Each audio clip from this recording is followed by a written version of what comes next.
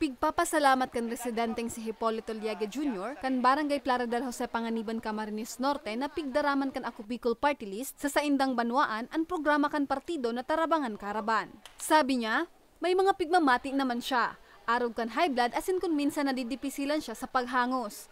Darakan kakapusan sa budget, daiman daa siya nakakapakonsulta sa doktor. Kaya kan maisihan ng Karaban. Kinuha niya ng gad ang tsansa na makapabulong. Malaking bagay po ito. Katulad ko, wala na po akong ngayon, income kasi parang parang marami na rin ako naramdaman. Kaya malaking bagay po ito, pangkalahatan. Talagang kailangan po ito ngayon. Kasi lalo ngayon ang klima natin na iba.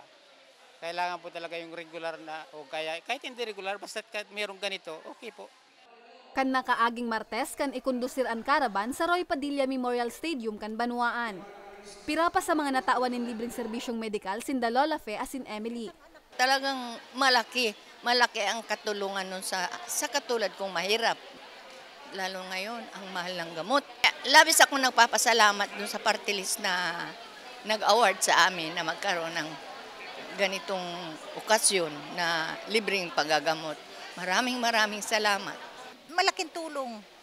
Malaking tulong sa ako'y nabibigyan ng mga gamot at wala akong maibili. Maraming salamat sa Ako Party List. Yun. Para kay Jose Panganiban Vice Mayor Casimiro Padilla, bintahin na pigdara sa saindang lugar ang Tarabangan Karaban, lalo pa kadakulman ang tios nindang namamanwaan.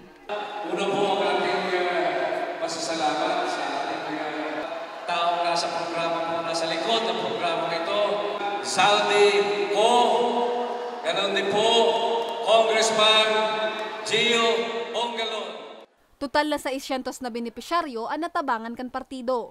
May libreng check-up, bulong, x-ray, ECG asin blood camp, may libreng upaw asin manicure man. Obheto kan partido na maidara sa mga nangangaipong Bicolano ang mga nasambit na serbisyo kung sa inday nakaipuhan pang gumasto.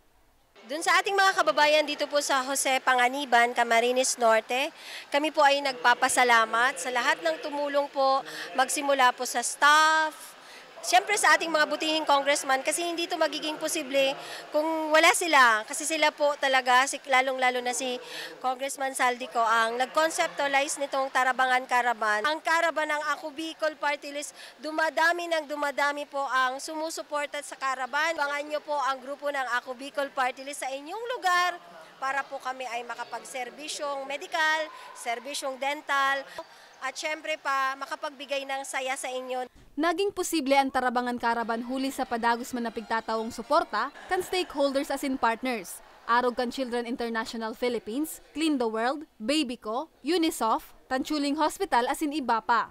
Sunod na bibisitahon kan partido ang Tabaco City asin Masbate para magkondusir kan nasabing programa. Para sa mga baratang tatak Bicol, Jennifer Pulinar.